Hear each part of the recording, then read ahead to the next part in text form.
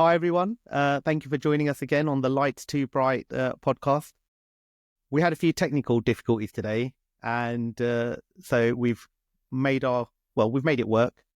Today, I have a friend with me who was sort of a colleague, partly, mainly because we worked in the same practice, but never on the same day, and we never saw each other, and we would just run across each other's notes. And you'll have heard his name in a couple of the other episodes because he is quite well known within the industry and he gets about a bit, or so I've been told. So I'd like you to, I would like to introduce you to Mr. Jonathon Bench. Hi, Jonathon. Thank you, Keyur, for that wonderful introduction. It was quite nice. It was beautiful.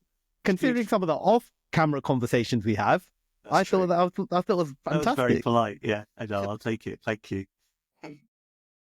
Thanks for taking the time, mate. I know you're busy, as is everyone who's been kind enough to talk to me.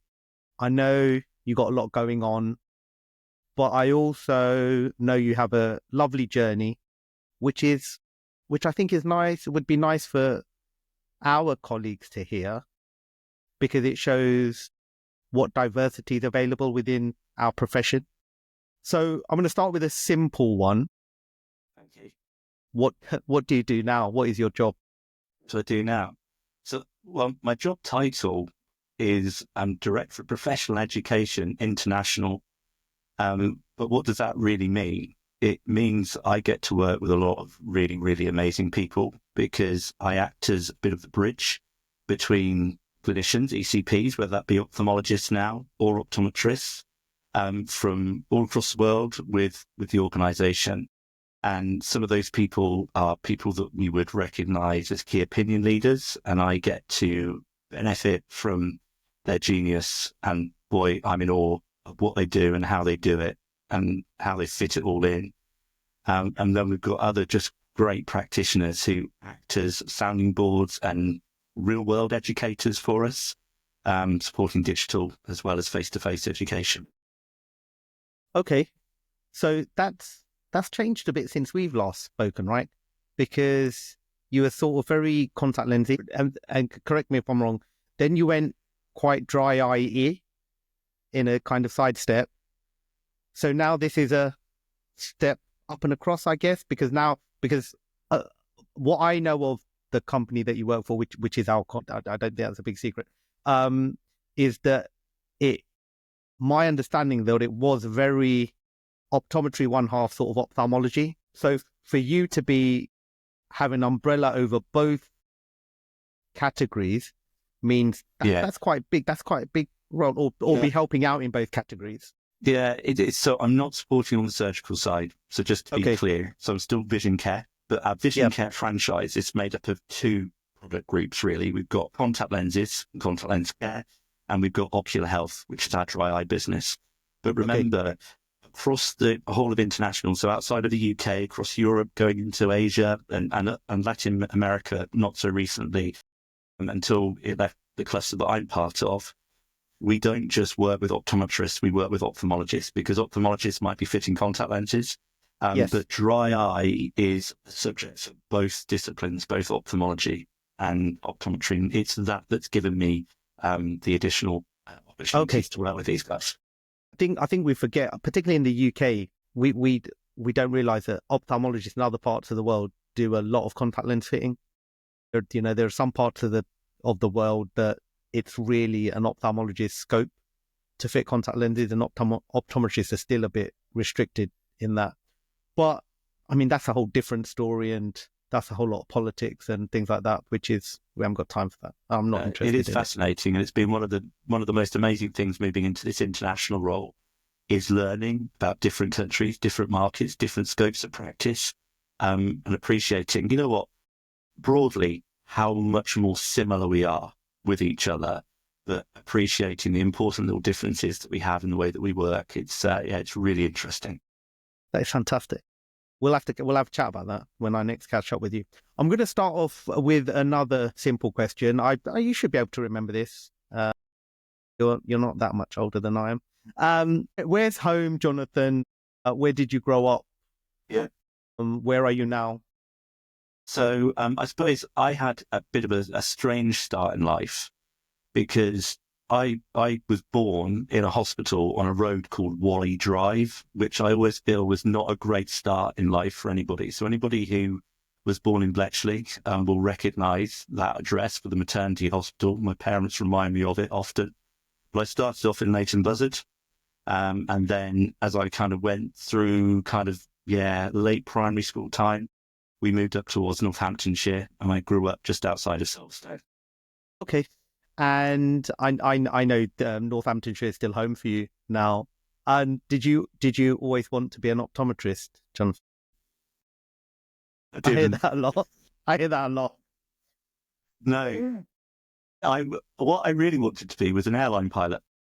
Okay. I would have loved to be an airline pilot. I think that just was really an attractive career to me, and I thought that would be brilliant. But I was a bit of a realist, and I also recognised that my physics wasn't the strongest science in my armoury. Okay. And at that time, at least, I'm sure it's still the same now, you needed to have pretty good physics understanding and background to do the qualification to get that way. So then it was, do you remember, did you do GCAL, that whole careers advice questionnaire when you were at school? Maybe, I don't remember. So that said accountant. That wasn't really one that excited me. So I thought lawyer would be quite good. So law was going to be one of the directions. And then I got probably a little bit too interested in the wrong type of law and thought that's probably short lifespan, doing the really interesting and cool stuff. So I thought I'd better find something a little bit more safe. Okay. But how did you end up in optometry then? Like, was there an inspiration? Was it? I think it comes from two parts. So my parents are both in the medical profession. They're both qualified as radiographers. And so it was probably always natural to lean in towards a caring profession because you're around it. But interestingly, my dad is a radiographer who never worked as a radiographer. So as soon as he qualified, he went looking for something different. And he got onto the industry side of the radiography business. And then went into ophthalmology as a career. So I grew up around intraocular lenses, literally around intraocular lenses in the kitchen at home. And I suppose that's what opened my eyes to eye care. I didn't have the belief or confidence that I was smart enough to do medicine. And I think I know myself well enough. I don't know if my heart could take doing medicine because I'm a bit too soft-minded at times. And I think it's quite a brutal profession. I admire them massively, what they do and how medics go through what they do. But I kind of maybe understood myself well enough to know that I'm not sure I'm cut for that. So optometry kind of became that obvious one, I suppose. Medical profession, allied to medicine, eye care, seeing eyes around. And I also noticed that the optometrist who had the practice in the town that I went to school, he always had a brand new M3 BMW. And I thought there must be something in it. Yeah. There's something there. That kind of it. Yeah. Where did you go to school? Where did you do optometry school? Cardiff University. Yeah. I seem to have picked on a lot of people who went to Cardiff. It's one of the greatest schools of optometry in the country, along with all the others. Get that in there quick. I've got my City Uni hoodie on. Yeah, you branded. Yeah. Yeah. And then optometry. Where did you do pre-reg? How did you go with pre-reg?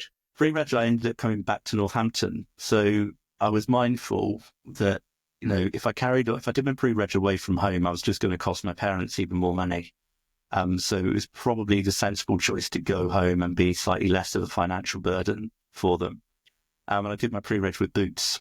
Okay. So and my pre-reg, I had 3 pre-reg supervisors that year. I don't know what it was that I did, but my first one, he was fantastic. He and his wife decided to move to Northern Ireland partway through, and went during on the Troubles. I think it was a bit after that. I'm not that old. It was much quieter then.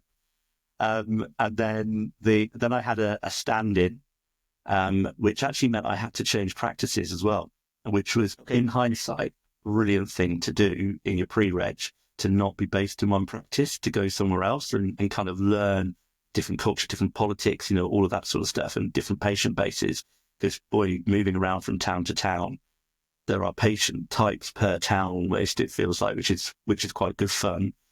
And then once my true designated follow-up pre-reg supervisor's firstborn had settled down, and he was back to work after paternity leave, and a little bit of time just to allow him to adjust to being a dad for the first time. And then I moved to my third supervisor. But 3 different characters, and you pick up 3 very, very different styles as a consequence of that. And I think, again, brilliant experience pre-reg to have all of that. Maybe didn't think it at the time, but very quickly realised it was good. I think even now, I will watch Brian, who, I'm 20 years deep, so I'm not exactly new to this.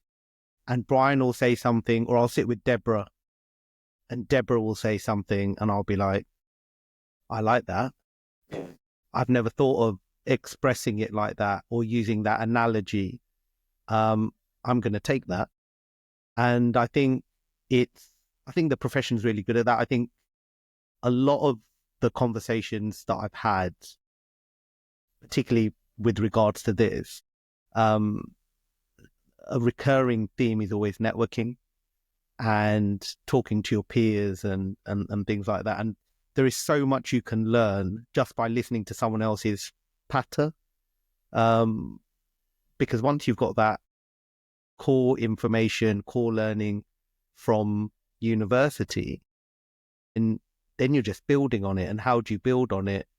And the more experiences that you can get, I think, the more you'll learn. I was sort of in a similar situation where my pre-reg, I had 2 supervisors basically.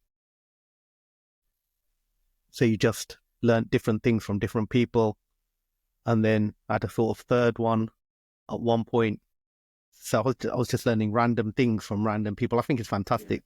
It's a good learning. It's a good way to learn, seeing the different ideas. I think, and it's interesting you say about, you pick up stuff from Deborah now, you pick up stuff from Brian. I was the same when I was in the practice. And as much as it is really uncomfortable to sometimes have another, peer, qualified person in the room with you think you're being judged, actually, to observe each other allows you to learn, because you actually get to sit back and watch it being done. And that's a perspective you never get when you're, right up close and looking into that person's eyes and interacting with them. It's, it's something that is truly valuable, uncomfortable, but valuable. Yeah. So pre-reg, boots, which, Northamptonshire? Northampton, Kettering and Wellingborough. Wow. Yeah, that is diverse. For those of you who know Northamptonshire, that is diverse. That's it. Yeah. Yeah. And then what? Stayed with boots? I think I stayed with boots for a short period of time. It was, again, a deliberate choice, because you kind of, when you pass your driving test, haven't you? But you're not really, you don't have all the confidence, you don't have all the experiences. So to stay within a network of people who kind of knew you, and were there for you. And I remember my first day in practice on my own in Wellingborough and thinking, oh my God, I feel vulnerable, so vulnerable. I remember picking up the phone to Patrick, who was my last supervisor, and saying, just checking it. So why you do that for? Because I just feel I need to. And he went, what is it? Well, I don't know. And I spoke to him about something random, but it just settled you down again so that you should carry on. But that was only going to last so long, because I think it's quite difficult to transition from being a pre-reg to qualified in the same practice, because it's very difficult to lose that pre-reg status almost in the eyes of the support team. But it's lovely to have their care and attention as you're just finding your feet again. Yeah. I think that makes sense. You kind of, people kind of get to know you as we're actually clinical or professionally you've become something a bit more than that, and the dynamic changes sometimes, and some people are okay with it. Some people don't take it very well. And so it's easier just to kind of step away sometimes a little bit from that.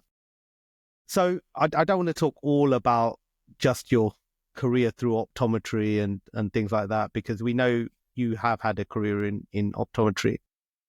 What I'm really curious about is, how did you end up stepping out of the consulting room? Was there, I use this term with, can't remember, I used this term with, I think it was with Karen. I went, was there a Canon event? Mm-hmm. And she looked at me like, what are you talking about? What's a Canon event? I was like, need to watch a bit more Marvel. But like, was there a trigger that made you think, but, you know, having heard your story, I'm thinking, was it your dad's kind of example of stepping into industry? Yeah, no, it was accident. Okay. And I think that's one of the things that I think isn't it called synchronicity? Or maybe it's serendipity, but I think it's synchronicity more, that you're never aware of what's out there until you actually open your eyes, and it's always there. It's a bit like sofa ads. Unless you need a sofa, you don't realize how many sofa ads are on the telly. So when you're tuned into something, you know, opportunities start to present themselves. But after I left Boots, I went to Specsavers, and I was employed. I deliberately went to a brand new Specsavers so I could experience a new store opening. Okay. And then, where was that, if you don't mind me asking? That was Milton Keynes. Okay. That was Milton Keynes. And then I moved from there and became a franchisee at Specsavers in Daventry, which happened to be the next town from where I lived. So right in the doorstep. I've never worked so close to, or lived so close to where I've worked ever before, except now, I suppose, because I work from home more. And I was there. I was young when I became a franchisee, but I learned so much. I learned so much through being green and naive. And, you know, you learn so much more through your mistakes, I think. And, you know, it's maturing and growing up in an environment where you've got a team around you and you've got responsibilities to them as well. It's kind of quite a baptism of fire. But I chose to leave. Nothing wrong with the organization. It was more to do with people that I was working with, and I just felt that there was something more pleasant about life that I could go and enjoy other than being around them. So I left, and I thought, well, I think maybe now's the time to go and become an independent. And I had all the plans and all the missions to open practice somewhere, but I didn't know where. So I decided that I was going to locum and use the opportunity to research towns and understand demographics and, you know, opportunities, and just kind of get a plan in my own head as to what I thought I could do and where I could do it. And I registered with Flame Health. I remember it now, and said, look, I'm willing to go anywhere and everywhere. I said, I'm willing to do blocks, to go up here and off there. Nobody's ever offered to do anything like that for us before. I'm there. And 2 days later, Dave Gilbert phoned me up and said, would you be interested in any other opportunities other than locum work? So, yeah, of course. You know, don't say no when someone's made an inquiry to you like that. And I ended up going for and securing a product manager role at the London head office, which was not the plan, not something I'd ever thought of before, but that kind of sent me then down the path, which put me more onto I suppose the commercial side of optometry, loved it, absolutely loved it. Loved the people I worked with, loved the organisation. I think, you know, for a lot of people who worked at DNA, particularly for those of us who worked at the end, it was you know, there's a special bond that exists between us all. But it was really, really, really good time. Okay, and so, for those who are a bit younger than us, they may not know the journey of DNA, but DNA was one of these very, very old, established opticians practices, and then in the 2000s, 2010. Yes. So DNA was arguably the oldest retailer on the high street. Okay. national retail on the high street. And it was about 20, yeah, you're right, about 2010, 2011, Yeah. that Boots and DNA merged to form a new group that took the Boots name.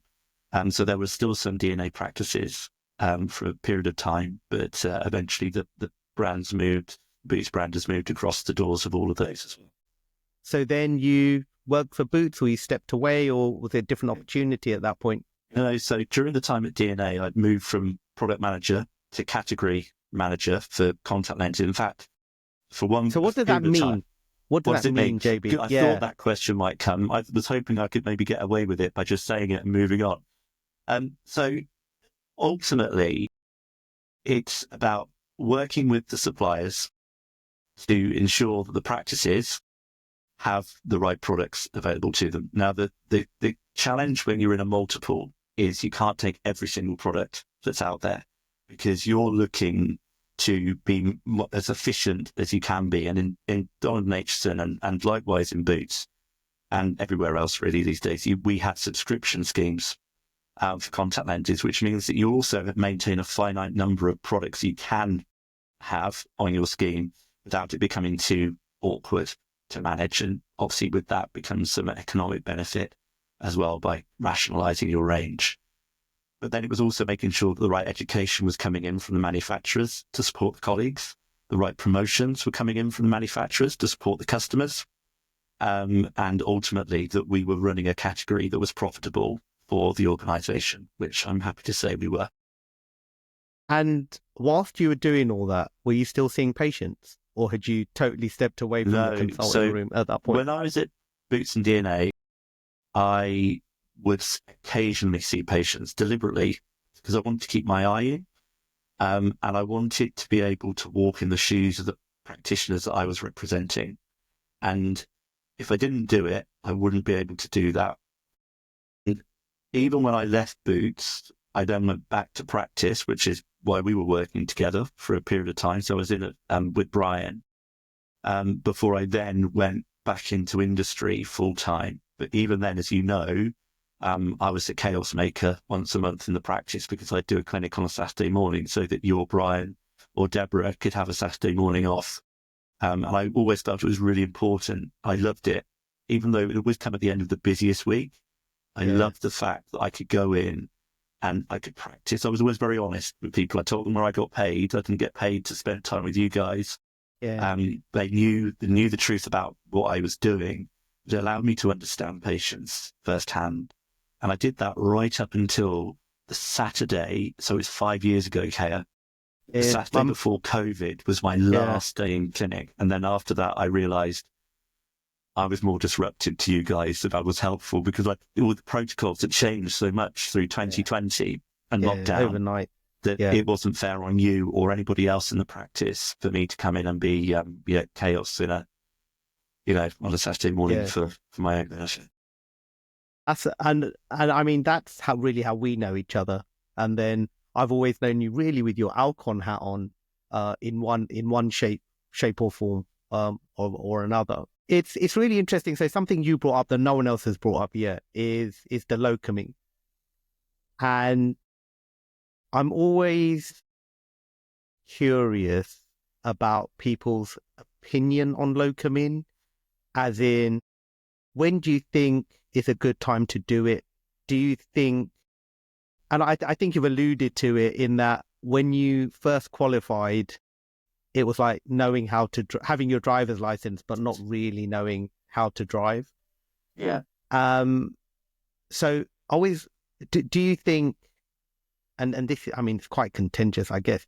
Do you think people should be kind of limited into when they can become a locum?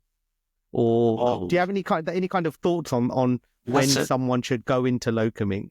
I think for me, it's about doing what feels right for you.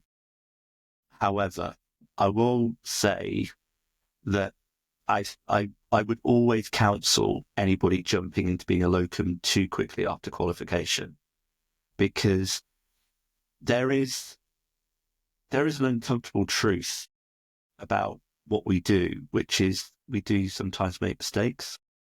And, hopefully those mistakes are just half a diopter out or 10 degrees on a sill, or 5 degrees, or whatever it might be, But unless you see the patients and follow those patients up, you never know how to work on yourself and refine your approach and your methodology. So I think this is why I said I chose to stay in the group of practices when I qualified, because I knew that there was still more growth to be had. And I think it makes you a better practitioner in terms of how you're able to then communicate, and also how you're able to hone those skills, so that you learn through your mistakes. Like I said, we learn so much more through the errors that we make. And there's nothing, and this is really weird and perverse as a thought, but there's nothing more satisfying than when you've got a patient that comes back who's not happy and they leave delighted, because you know that you've done something truly important, truly special at that point, to be able to change their perspective or their opinion of that situation. That, I think that's a really good summary of what I kind of believe that as well. I think when you graduate, as big as a relief it is, and as much money as you might want to make, locuming can be tough, because you don't often get to see the long-term consequences of your decisions. And then you can't learn from that. You can't learn from the mistakes. And to a certain extent, you can't appreciate the victories where you may have saved someone's sight. You may have saved their life, but you just don't know, because you've had to make that on-the-spot decision, and off they've gone. To a certain extent, it's a bit akin to working as a pre-reg and then ending up isolated in a store on your own. I don't like that now. I don't like working on my own. I think I would struggle to ever be in a situation where I'm just practicing on my own, because I just need someone to go and bounce an idea or something off. I had 2 patients today where I went across to Deborah and I said, Deborah, would you mind just having a look at this optomap? One was just because it was a cool image, and I thought, this is cool. Yeah. And then the other one was because I'm like, I don't know, do you mind having a look at that? And it's just nice. And, between us, me and Deborah, between us, like 40 years worth of experience. And it's nice. I don't know what I do now on my own. But anyway, that is it's an interesting topic, and I'm glad you brought up locuming, because like I said, no one else has mentioned it. No one else has said they've gone down that route.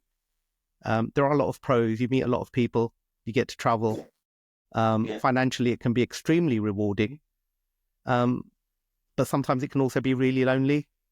And I do think with locuming, and then I'll stop talking, because I just thought I'd mention it. With locuming, sometimes you have to be quite strong-willed, so that you are not bullied into just doing what the practice manager, other people around you want you to do. Because ultimately you're the professional who's signing off on that piece of work that has been done. And I never experienced that, I'm pleased to say. And, I hope that most people don't, because the majority of people, and I think I've had we've certainly talked about this before. I don't know if you've spoken about it in fact, I know you did mention it last time, that it is a profession that we work in that's full of really decent people, nice people. We're very fortunate, actually, in optometry that, overwhelmingly it's decent folk. Yeah. I think we're very lucky. And you will have heard this. Initially when I started this pod, I was like, let's talk about people who'd left the profession and or left the consulting room, and why they'd left the consulting room. And then I changed my mind. I went, well, that's just negative. And the profession actually is quite a positive profession. Like with everything else, people have things they don't like and things that could be improved. But let's celebrate the profession and how you are able to diversify within the profession. And that's why I have wonderful people like you on, who are happy to share and tell a good story, and good for advice whenever I need it. We've just hit 30 minutes, JB. I think we have. I told you it would fly. We just get chatting, and it's just a nice chat. I'm going to ask you the question I ask everyone, which is, if you were to give one piece of advice to your peers, to your colleagues, either professionally or even in life, right, that you think's kind of a nice motto or credo to kind of go by, what kind of thing do you think you would say? I think there's one thing I'd say, and there's one thing I've learned, maybe, Okay. which is